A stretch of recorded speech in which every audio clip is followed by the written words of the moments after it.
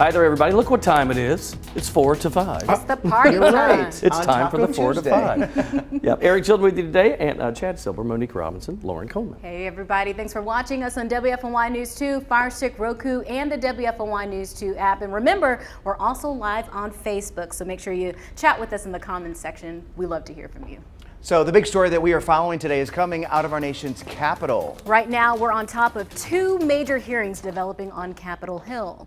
This is a live look from Capitol Hill, where lawmakers just wrapped up their fourth day of testimony related to the Capitol attacks. Right across the hall, senators held similar proceedings as they reviewed the details following that school shooting in Uvalde, Texas. First, let's start in the House, where today lawmakers focused on former President Trump's attempts to pressure state officials to overturn the election. The Georgia Secretary of State testified today, saying the former president asked him to find nearly 12,000 votes to flip the state's results. I just want to find 11,780 votes. Other witnesses presented similar claims today, including Arizona State House Speaker Rusty Bowers, who says he was told to change the state's electors in November of 2020. Looking ahead, lawmakers will examine the possibility of an interview with former Vice President Mike Pence. Meantime, senators dug into police response following the school shooting in Uvalde, Texas. Today, we learned authorities were on scene just 3 minutes after a gunman entered Robb Elementary School and killed 19 students and 2 teachers. The head of the Texas Department of Public Safety says there were enough armed deputies on scene to stop that shooter. He also called the police response an abject failure. He says police radios inside the school didn't work and the classroom door could not be locked from the inside. I don't believe, I don't believe, based on the information that we have right now, that that door was ever secured. In fact, I have great reason to believe it wasn't secured. And he didn't have a key, and he couldn't lock it from the inside. So the door was unsecured, and we've gone back and checked in our interviews, and did anybody touch the door and try it? How about, do you need a key? Well, one of the things they teach you in active training, I'm sure that one of the experts can talk about it, how about trying the door and see if it's unlocked? Okay, what we used to call a clue at that point. Why not? And of course, no one had. Right now, a House committee is also investigating the school shooting, but those sessions are private. That committee has been meeting since the beginning of the month. All right, time now to turn to your 4 to 5 roundup. First up today, Guilford County school leaders previewed new touchless security scanners today. They can detect guns inside backpacks and jackets, much like those used during sporting events. The district is considering installing them in all traditional high schools. Parents and staff can learn more about the scanners during an open house either tomorrow or Thursday. Now to an update on a dog attack that injured a girl in Randleman. Family of the victim say they're upset their neighbor isn't facing charges after his German Shepherd mix attacked a 5-year-old girl. The Randolph County District Attorney says he didn't pursue charges because the dog didn't have a history of attacks and the owner had no prior knowledge the animal was violent. Animal Control told us if the dog wouldn't have been on the leash, the owner could have been charged with a misdemeanor. The Cone Health Heart and Vascular Center at Alamance Regional is expanding. Healthcare leaders held a groundbreaking there today. The $34 million project will bring cardiovascular services not available in the county. Cone says it's part of its commitment to bring advanced healthcare closer to people who need it. The renovated space is set to open next December. A new type of healthcare professional at Novant Health is doing its part to ensure patients of all cultures and backgrounds are understood, including those in the LGBTQ community. They're called transcultural health managers. These healthcare providers help educate team members about perspectives and experiences of patients coming from backgrounds that may be different from their own. Transcultural health manager Wendy Renato says the role is essential to providing holistic care. So a lot of what we do is helping our team members understand that we truly have to meet patients where they are. Previously, we treated all patients the same in healthcare, and now we understand that to truly care for our patients in a remarkable way, we have to meet those patients where they are when they come to us in our healthcare facilities. The trans and transcultural means across all cultures. Renato says this can include religious practices as well as gender identity. There was a knowledge gap in the importance of pronouns and preferred names with our transgender patients. So our team provided education across all of the 30,000 plus team members for the importance of that and helping understand why that is important and respect and shows respect to our patients. Navant Health currently has 4 transcultural health managers actively working across the state, including Winston-Salem. Turning to weather now, another beautiful day across the Triad. A little bit warmer than yesterday. And Monique, I took a sneak peek at your 7-day forecast, and it looks like tomorrow, woo, a scorcher. Looking ahead, I think Chad wants to turn into a meteorologist. Well, you're well on your way. Tomorrow certainly will be a scorcher. Our look at Burlington Skycam, we saw those flags waving there, but also we had blue skies, not only in Burlington, but elsewhere across the Triad. UNC Greensboro also showing those blue skies. Truist Field also seeing those oasis of blue skies. We see those cirrus clouds, those clouds way high up in the sky, but right now it's been a very sunny afternoon. 87 degrees, the current temperature in Greensboro, 88 in Winston-Salem, 87 also in Reedsville, and 89 there in Yanceyville. This is a big change as compared to yesterday. We are 10 degrees warmer right now than this time yesterday. So at 4:06, we're roughly in the upper 70s. We weren't seeing 80s and we were barely touching a 90, but that has certainly changed today. Tomorrow, though,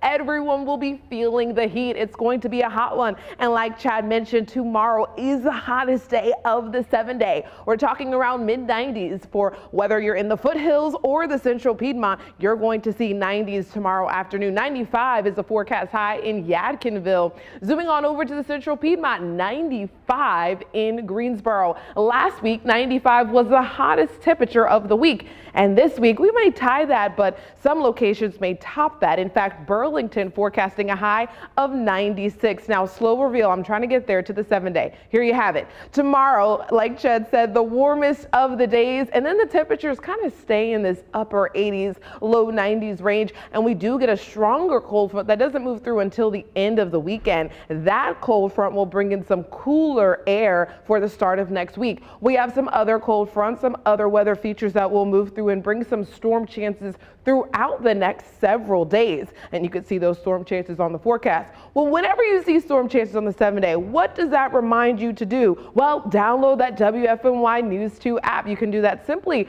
from your Apple or Google Play store. So definitely do that as we move through this weekend, especially with folks wanting to do outdoor activities.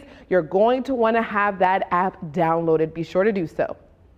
All right, thank you, Monique. And with summer comes longer evenings and warm weather and barbecues, but it can also bring bugs, humidity, and so much more. So I asked you on my Facebook page, what is the worst part of the summer season? A lot of folks talking about this. Jojo Earl says the heat index and humidity. A lot of folks said that. Regis Hines wrote, hearing a story about an assisted living facility whose AC went out and the elderly residents are suffering in sweltering heat.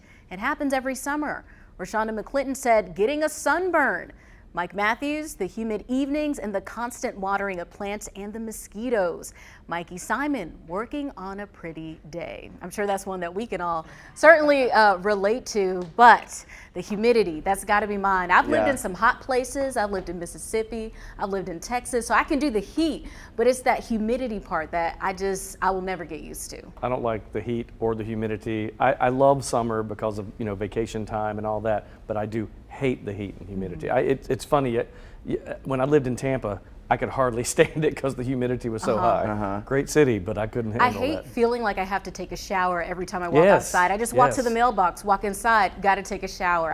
That sticky feeling. For me, it's the bugs. Yeah. I just can't stand them. And I think mosquitoes are the worst bugs. I don't know about y'all, but those are the ones I hate the most. And they're different in every state, by the way. Yes, that's true. Because when I lived in Memphis, they were pretty vicious. If you were by the water, you'd come back looking like a basketball. But just over the bridge in Arkansas, those things were monsters. Yeah. I mean, like, the bumps were huge, so it really does vary from region to region. That's Florida. I thought they were going to carry me away. Yeah, and you could just see them circling in a circle. I'm just like, the worst. Let me get out. Like the bug spray doesn't even help sometimes. The worst for me are mosquitoes and wasps because I hate the legs that just dangle when they fly. It just looks so weird. I can't stand that. I don't do wasps. I see when I'm going in the other direction. Absolutely. In Wisconsin, we have a saying that the mosquito is the state bird because we have so many of them and they're everywhere. With all the lakes, I mean, they're all over the place. I got yellow jackets first time. I had never stepped on a yellow jacket, and I got lit up last summer. Oh, did they all just come out of the hole? And follow me. I had to run in the house, and there was one actually in my pants on the shorts.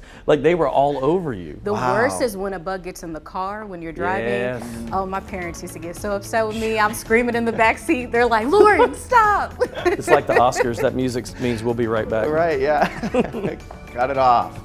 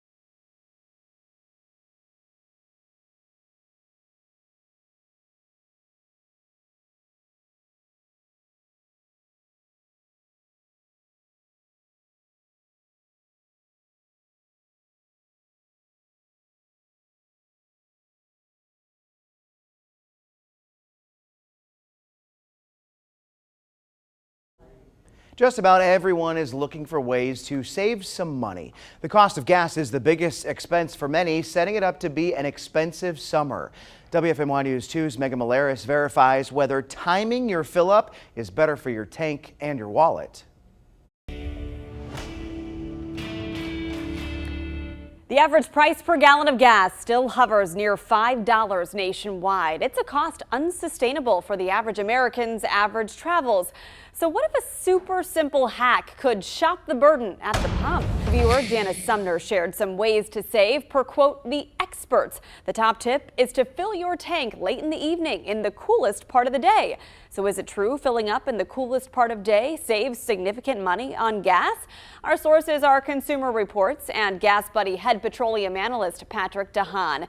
It's basic physics. When gas heats up, it expands. So because gas is denser when it's cooler, theoretically, you'll get more energy per gallon if you fill up in the coolest part of the day. That's accurate, but DeHaan explained the change is minuscule. Gasoline is more dense when it's colder, but a lot of stations temperature correct on both sides, meaning when the air temperature is above or below a certain threshold, their pumps are calibrated to take into consideration the temperature differentials. And by the way, we're talking about, basically the equivalent of very small, drips. This isn't going to be a noticeable thing.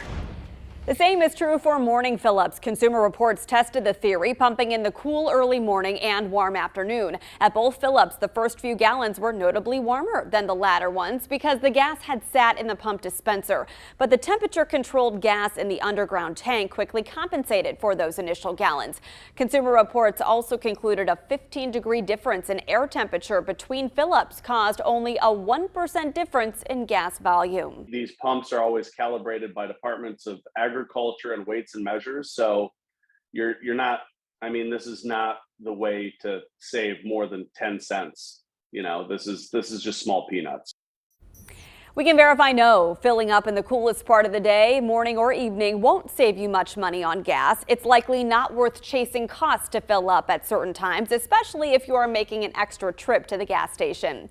And there's no consistent time of day when the stations reset their prices. So your best bet to save money at the gas station is to use fuel rewards points, and also inquire if your station offers a cash discount or if it's better to use a credit card that offers fuel savings.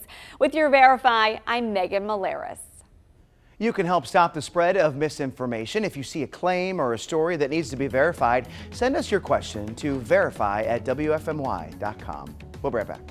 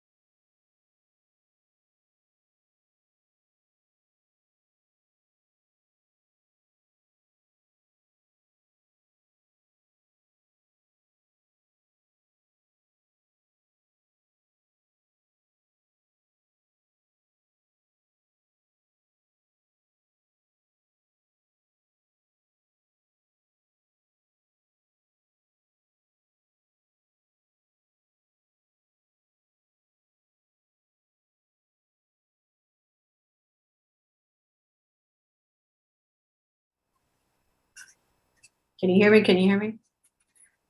Yeah, hold on. I think now there's a little bit of an echo. No, there's a big echo.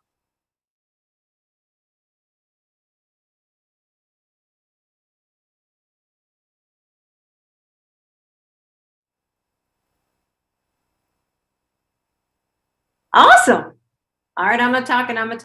Okay, I do not hear an echo now.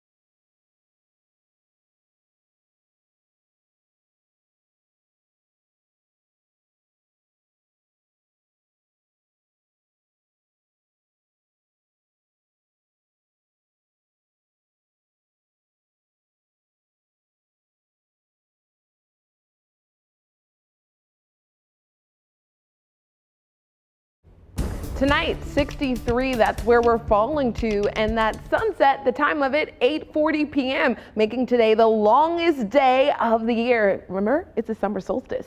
Tomorrow, we're warming back up to 94, and it's going to feel like summer tomorrow. That sunrise at 6:03, helping you to plan your day, starting the day with increasing cloud cover. It will be breezy at times, but in the evening, that's our best chance for possibly seeing some storms. Let's take a look at the futurecast. So we're clear for tonight. Those temperatures going down to those upper 60s. And then as we go through the day on Wednesday, the clouds will move in slowly but surely. And then late in the evening after 8 p.m., that's our best timing to get to see some storms that will quickly move through and clear out. So it may be a loud evening for you. And when we talk about a loud one, we're talking the lightning as a possibility. But beyond that, the other severe weather threats, not so much of a concern for your Wednesday night. But as we go through the day on Thursday, we're going to get another round of it. Not as warm, but we're going to see the potential for some storms once again for your Thursday afternoon. We get those clouds to build in, and then as we go through the late day, we get the possibility of some storms. So we get a copy and paste forecast. Again, not as warm as Wednesday, but we get that chance for storms. And whenever I say chance, I want you to keep in mind that means not everyone getting to say the same thing, but some folks in the central Piedmont could get a storm or two. With that, the winds will also pick up. We will have this weak cold front that's moving through. So the winds gusting upwards of almost 30 miles per hour at times through your Wednesday. So in the early afternoon and once again in the late day, we will see some breezy conditions across the area. And through your day on Thursday, they will begin to weaken. So your full 7 days showing you those temperatures being very warm. And once again, we have those storm chances. Did you download the app yet? This week's hot temperatures may require extra watering for some of your outside plants. Keeping them hydrated protects the hard work that you put in them to grow. Today, Coach Lamont explains how your life is also a reflection of what you decide to grow. Sowing and reaping, a principle that is so powerful that it is who we are. For whatsoever we reap, we will sow. What this means is whatsoever you contribute in life will manifest itself in some type. An example would be if you sow exercise and you will reap a healthier body. If you sow time, you will reap a reward. If you sow good energy, you will reap good energy. The foundation behind this principle is whatsoever you put out into the world will release a result, whether positive or negative. So evaluate your life. Everything you have reaped it because you sowed it. If you want greatness and a great life, sow seeds that will reap that. And remember, never expect to reap from a garden you never sowed in. This is Coach Lamont. Make today your best you day. I'll see you tomorrow.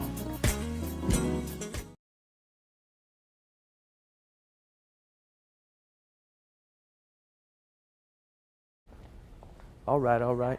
All right, I am talking about National Selfie Day. I hear Blanca come. Hey, Eric Joan. Hello. We could talk about Are we national. doing the segment together? I am. Yeah. It's National Self-Absorbed Day. That's what it is. Same thing.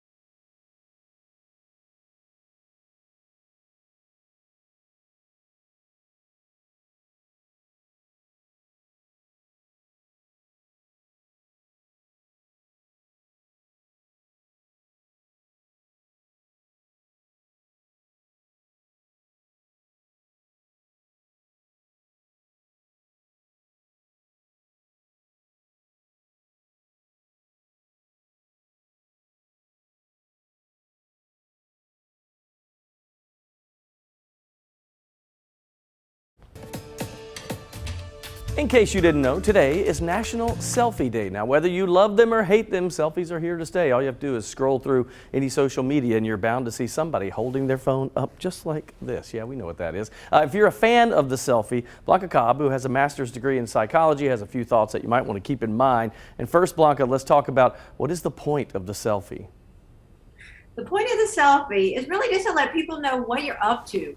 And it depends on the person. Maybe it's what you're wearing, where you're hanging out, who you're hanging out with, what you're up to, what job, city, whatever. But what makes it so easy and convenient about it is that you just upload a picture with a caption and you're done. So you don't have to worry about conversations going out with people. It's a fun, simple way of letting people know what you're up to.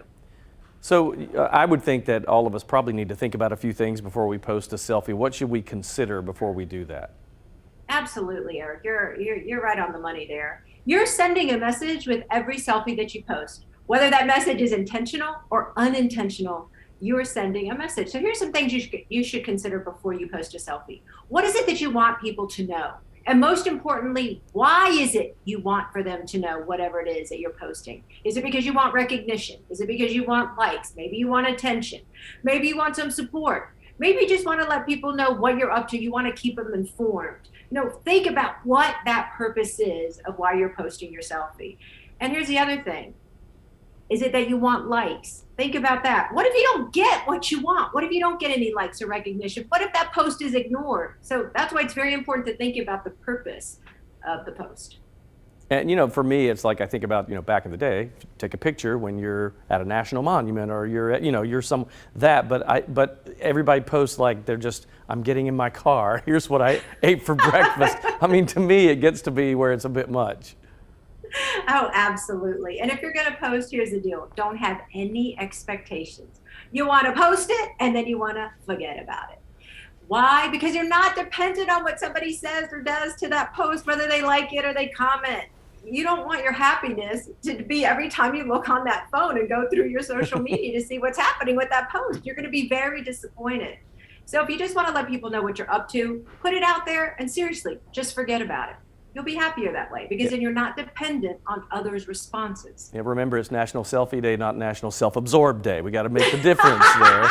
Let's make that clear. Thank you, Blanca. That's right, Eric. Tell them. Very nice. You can continue the conversation with Blanca if you'd like to on her Facebook page. That's Blanca Cobb, body language expert. We'll be back.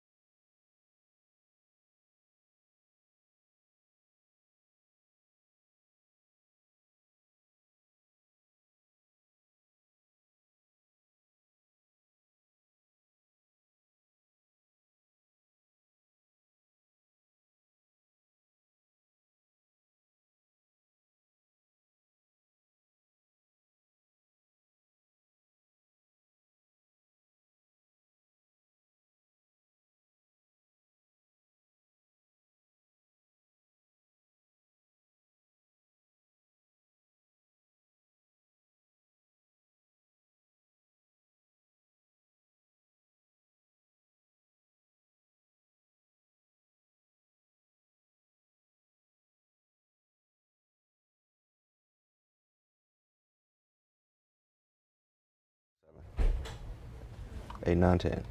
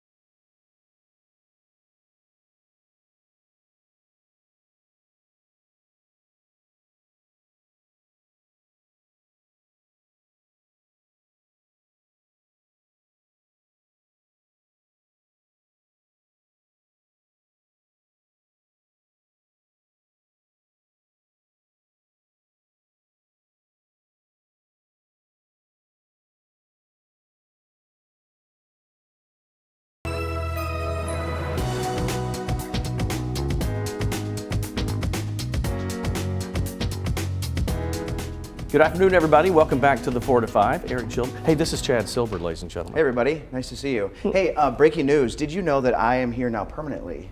Like, you guys are stuck with me now. Breaking Sorry news. about that. I'm excited about Chad it, Silver Chad. on the 4 to 5. I'm excited about it too. I am so excited to be a part of your family that you have going on here. It's fun. It looks like fun, and it's always fun when I fill in. So now I'm like, I'm here now. You're There you go. Imaginary right on group in. hug. We Yes. can't That's because COVID. Appreciate There you it. go. Appreciate Like it. that. Well, for those watching Facebook, give us a shout in the comments. Welcome Chad onto the show officially.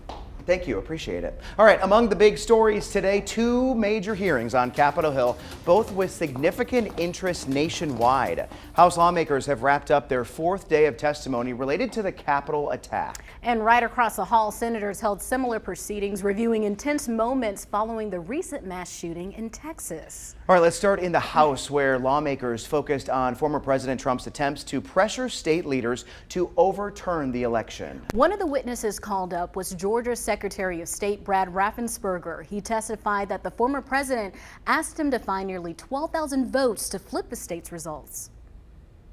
Donald Trump had a direct and personal role in this effort, as did Rudy Giuliani, as did John Eastman. In other words, the same people who were attempting to pressure Vice President Mike Pence to reject electoral votes illegally were also simultaneously working to reverse the outcome of the 2020 election at the state level. Each of these efforts to overturn the election is independently serious. Looking ahead, lawmakers will examine the possibility of an interview with former Vice President Mike Pence. Meantime, senators dug deeper into police response following that school shooting in Uvalde, Texas. Today, we learned authorities were on the scene just 3 minutes after a gunman entered Robb Elementary School and killed 19 students and 2 teachers.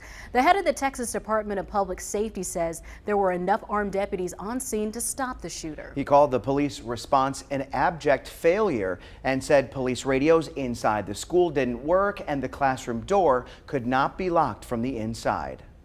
I don't believe, and put that, I don't believe, based on the information that we have right now, that that door was ever secured. In fact, I have great reason to believe it wasn't secured. And he didn't have a key, and he couldn't lock it from the inside. So the door was unsecured, and we've gone back and checked in our interviews, and did anybody touch the door and try it? You know, how about, do you need a key? Well, one of the things they teach you in active training, I'm sure that one of the experts can talk about it, how about trying the door and see if it's unlocked? Okay, what we used to call a clue at that point. Why not? And of course, no one had. Right now, a House committee is also investigating the school shooting, but those sessions are private. The committee has been meeting since the beginning of the month. Here locally, we're also getting new information related to a triad coach facing some serious charges. 23-year-old Marissa Carter appeared in court today accused of having an inappropriate relationship with a student. Carter is a volunteer assistant coach at Burlington Christian Academy. Carter says she's innocent and pleaded not guilty today. Investigators say the incident involves one female student, and because of her age, they won't release more details. We've reached out to the school several times to see whether Carter is still part of that cheer team, but we have not yet heard back. We'll dive deeper into today's court hearing today at 5. Right now, parents of young children have more options in the fight against COVID-19. The FDA and CDC cleared small-dose pediatric vaccines for children 6 months through 4 years old. North Carolina has pre-ordered thousands of doses, and providers across the state are preparing for administration. Tomorrow, StarMed in Greensboro will begin vaccinating children in this age group. The clinic at Four Seasons Town Center will have doses of Pfizer and Moderna. Parents can register on StarMed's website. Well, here's something that's catching the attention of many people lately. There have been several reported bear sightings recently. The latest one we heard about was yesterday near I-40 and Gallimore Dairy Road in Greensboro. You can see the bear, not this bear. We're going to be showing you a picture or some video of the bear where you can see it walking near a parking lot in a pretty busy part of town. There you see it right there. WFMY News 2's Jalen Gilkey asked a wildlife expert about the increase in black bear activity. Encountering a black bear in the wild can be terrifying or exciting. I'll let you choose. But since April, we've had at least 5 reports of black bear sightings here in the Triad. While it may seem we've had more black bear activity in more urban areas, the NC Wildlife Commission says these sightings are a good thing. Historically, we did have a situation back many years ago where we had very few bears in North Carolina, to the point where we were working very hard to protect them and make sure that they weren't going to disappear. Today, those conservation efforts have been very successful, and we've got a very healthy, robust bear population. 3 short months, we've had reports of black bear sightings in King, Kernersville, High Point, Stokesdale, and now Greensboro. And NC wildlife expert, she's chiming in on why. This is the time of year that bears are going off on their own after getting old enough that they don't need to stick around with mom anymore. So most of the sightings that we see in the Piedmont are these younger, usually male bears that are dispersing off to find a territory of their own that's far away from anybody that they might be related to. Owens wants it to be abundantly clear. If you have a bear encounter, it's okay to admire them, but make sure you do it from a distance. I'll be keeping my distance. Yes, you don't have to tell me that twice. I guess I just grew up in an area where we had a lot of black bears, and so it's not uncommon to see them. I mean, I posted a video on social media the other day. I don't know if you saw it, but my cousins, who actually lived next door to my parents, had a mama bear and 2 cubs on their porch over the weekend, and they don't have steps that lead up to the porch, so the bears actually scaled the posts of the deck to get to the 2nd story and just kind of trashed everything. But I guess but it's important that if you do see a bear to not approach it. I just can't get over how that video, he's walking up to like a strip mall. Right. You know what I mean? I know. I'm just like, what is that? It makes me think, just like if we keep building properties and homes, like where they live, where else do they go? So, I mean, we're kind of going into their territory, which is probably why they're roaming around everywhere. Yeah, I would definitely, if I walked out and saw the front porch, okay, shut the door, lock it. Well, so before yesterday, I mean, it seems as though all of the sightings that we had heard about in the past couple of weeks were in more rural areas of the Triad, but this one, I mean,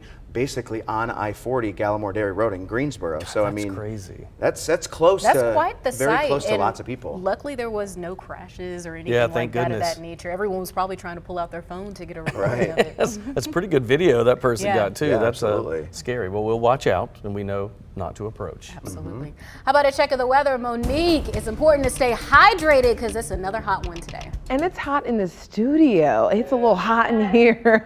Today is the longest day of the year. That sunrise at 6:03, but it was a little bit difficult to see it. If I must admit, I was up that early, headed to the gym, and there was so many clouds out. We didn't get to see the sun as much as we would have on a regular sunny old day. And as we continue through this day, though, the sun came on out, and now we're seeing the sunshine as of now. That summer solstice specifically at 5:13 a.m., but the whole day is going to be a long one. And from here on out, the days are just going to get shorter and shorter. You can see in 2 weeks, we're going to be about 5 minutes shorter than today. It's a gradual process, but over time, we're going to get shorter. And as we transition all the way into the winter, that's when we'll see those really short days. I mentioned earlier how the clouds made it really difficult for us to get to see the full sunshine of this long day. And you could see that through this visible satellite throughout the day, those clouds coming in from the north. And the same story is going to happen tomorrow, where we have additional clouds moving in from the north. And then by the late day, some of those will produce even some storms across our area. And that's what we're going to have to keep an eye out for.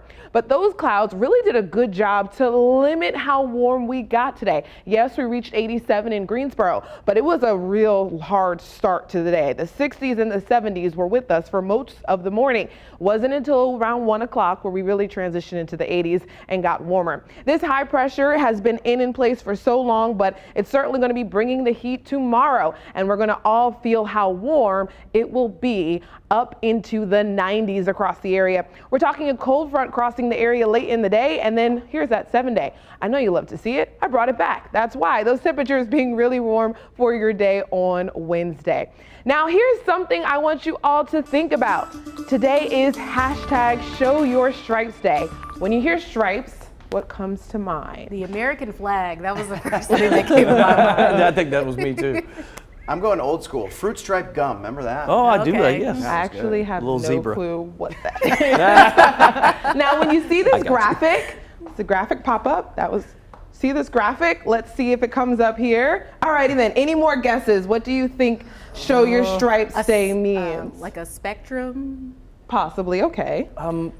My gosh, I don't know. I'm looking at the source here. It's Institute of Environmental Analytics, and knowing that you are a weather nerd, it's got something to do with weather. It's like a barcode. Smart one, a smart one of the bunch. So these are called warming stripes. Okay. Each of these lines represents a year dating back to 1895. So 1895 all the way to 2021. We can't include 2022 because we're in it now. So the blue means that it's a cooler year, and the red means it's a warmer year. So now that you're looking at this, what could you say about looking at these? Like, gave you those details. Yep. What are you thinking now? I like this time period. Yeah. Or like right in between. And now it's warmer. Yes, we're trending warmer. And what you see on this red end, sorry to stand there between you guys, but they're really darker red, which means we're talking really, really warm to the point we're on the end of the legend, which means we're getting really, really hot. So about from 2000 on, we've been seeing a lot of red. And so when you see this graphic on social media, it's to showcase to you that we're in global warming. And back in 2016, this actually was publicly shown at the Rio Olympics during their opening ceremony, and they wanted to make a bold statement saying climate change is real. And that's what we're seeing here with this graphic. And this one in particular is a little bit better to kind of show you with the legend. It has the years, and it shows you that gradual change of how we've been getting warmer, especially since 2000. So we see the numbers are all on the up and up. It's interesting because, and this is obviously not a very long time period when you think about the grand scheme of things with the Earth, but I mean the late 1800s to 1950, we go through like cycles. Here it's cooler, and then it's warmer, and then it's cooler. And I wonder if it's cyclical, but we're getting hotter and hotter on the bad years. You know what I mean? Yeah. I think the biggest contribution initially was from like the Industrial Revolution. Oh, yes. And then after that, I don't know what the cool one is from.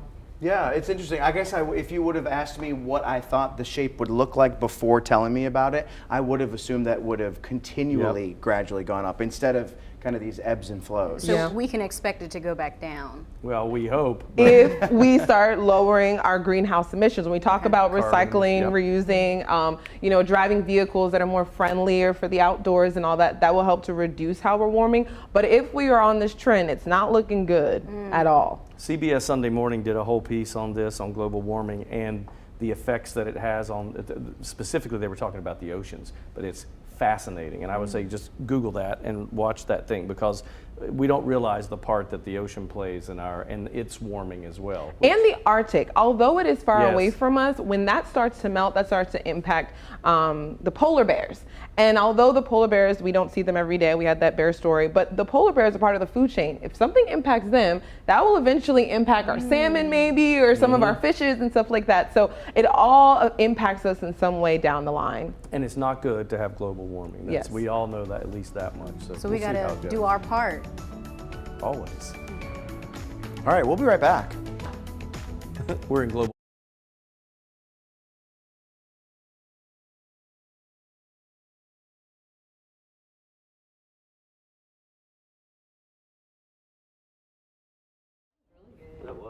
Milk and an Oreo cookie, they forever go together like a classic combination.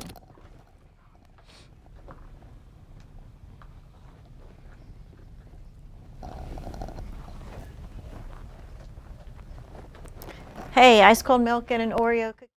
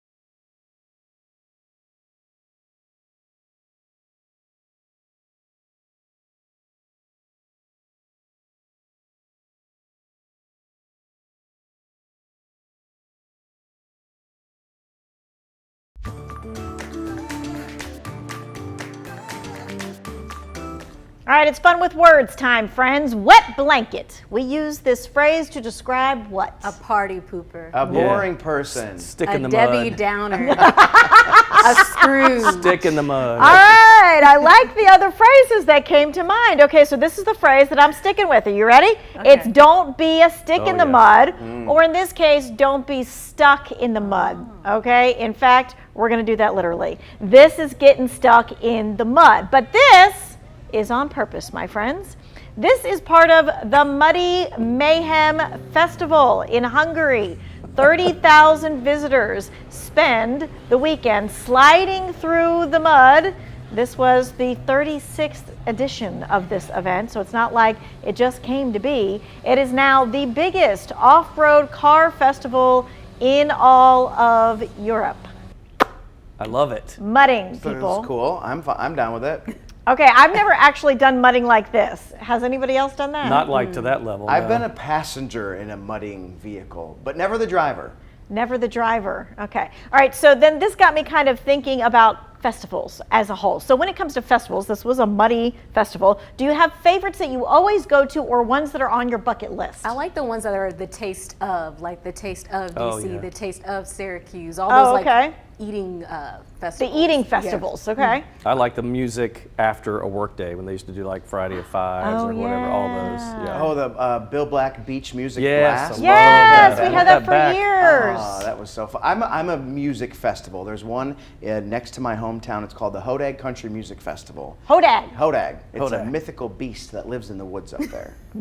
Have you ever seen the mythical beast? Well, it's mythical, so no. But they have a big You statue. never know. It's like the Mothman, right, in West Virginia? Right. Some people claim that they've seen that one, right? That's right. Okay, so, and I love all the ones kind of like you, Lauren, that are like the taste of. So I like the Strawberry Festival, or when they have the Crab Festival, or when they have the whatever festival, and everything's made with whatever that is. I love that.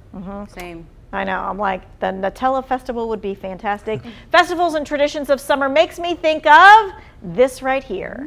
I got a donut somewhere this weekend, and a lot of people would say this is a summer tradition as well. So where was I? I know. I've never been there before, but I saw your post. Do you remember the name? Brits. Brits. It's That's Brits. right. I've I've heard Yes. people comment about this online too. And you know, it made me think about it too, because when you go there with the Ferris wheel and all that kind of stuff, there's carnival games and there's all that kind of stuff. That is what a lot of people associate summertime with when they were growing up. Because it's seasonal, right? They're only open certain time of the year. Is Yeah, that they're right? only open for the summer, right? And Wow, then they that's go it. for a few weekends, like after Labor Day, and then that's it. Then they close down. They've got all those months off. Did you bring any back? They're only good hot. Really? I think. I can microwave it. No, No, I'm a she purist. says Nope, no. you gotta eat it hot right there on like the an beach. excuse. That Yeah, sounds it like an does. excuse. I don't think Did so. you bring enough for the class? Oh my gosh. Enjoy the summer, friends. Go to the festival, see the things, Not even a eat little the sample. things. All right.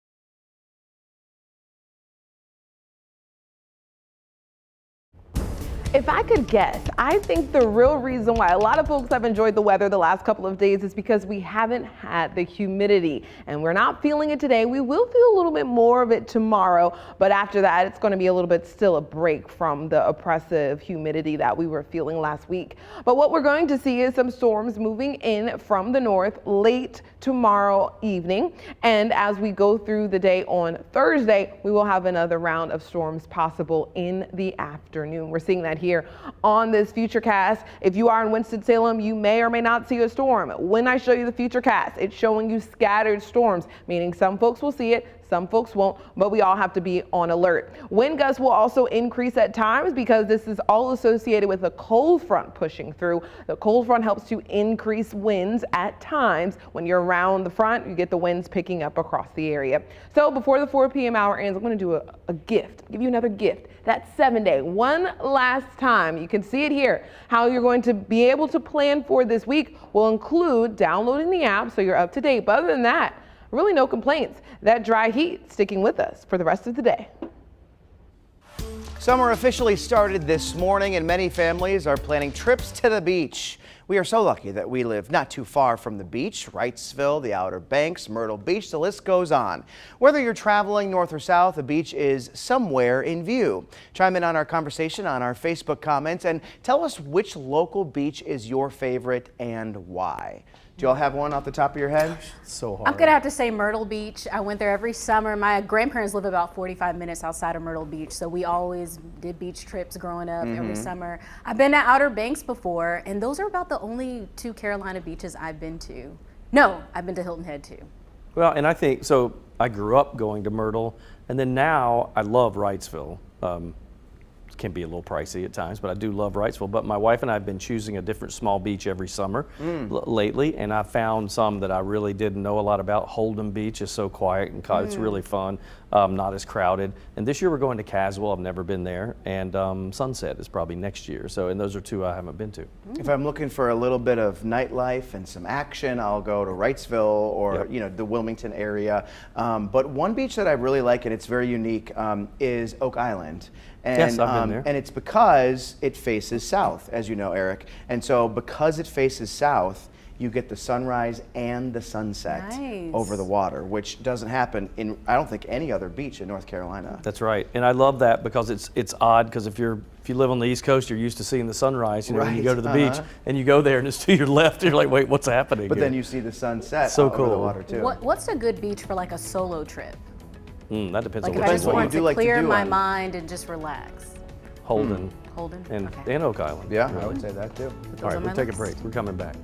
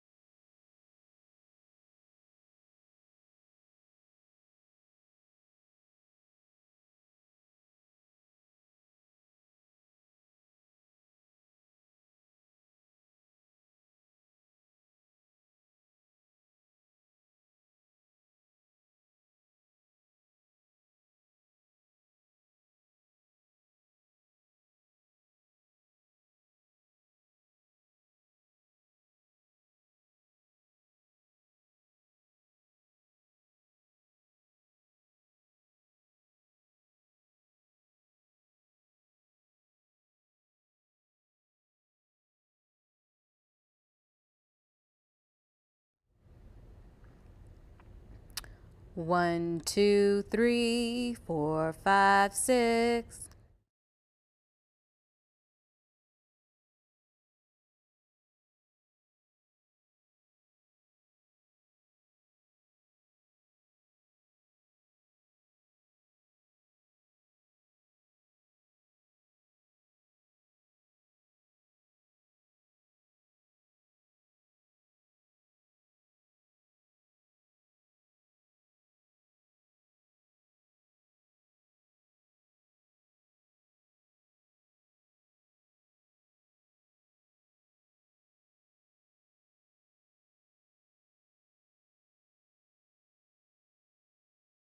Angela, Kelly, I'm walking, have my mask on, so if I sound muffled and I just drop my phone, oh my. Mic check 1 2 3. Mic check 1 2 3.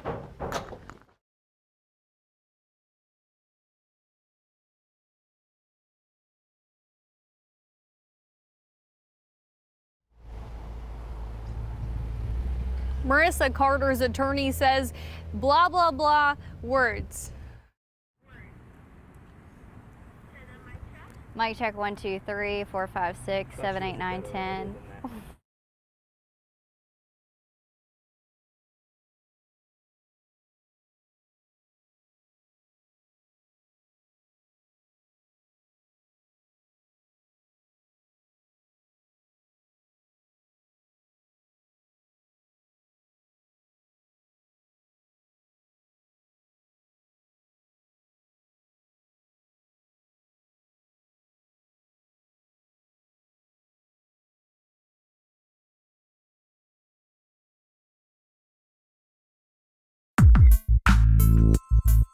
Ben Briscoe here. For the first time in a long time, I'm feeling hopeful about what's happening in Washington, D.C. Senate leaders have announced a bipartisan deal on gun reform. It's expected to be the most substantial rewrite of gun laws in more than 30 years. The deal is not 100% of what either side wanted, but it is a bipartisan compromise. That's what has me so optimistic. You know, for years and years, it seems like all Democrats and Republicans wanted to do was blame each other for the country's problems. As a political reporter, I've seen the finger pointing get so nasty, people have cursed at each other, spit at each other. There's even been death threats. A recent Ipsos poll says Americans think political polarization is the third biggest threat facing our nation, behind inflation and crime. It is clear we have a problem when more than half of Democrats and Republicans say there is no one in their immediate social circle with opposing political views. We've got to start working together again as one nation, indivisible. We've got to start talking with each other, not at each other. There are deep divides in our country, and one piece of bipartisan legislation won't change that. But it is a sign of hope. That's my 2 cents. WFMY News 2 at 5 starts now.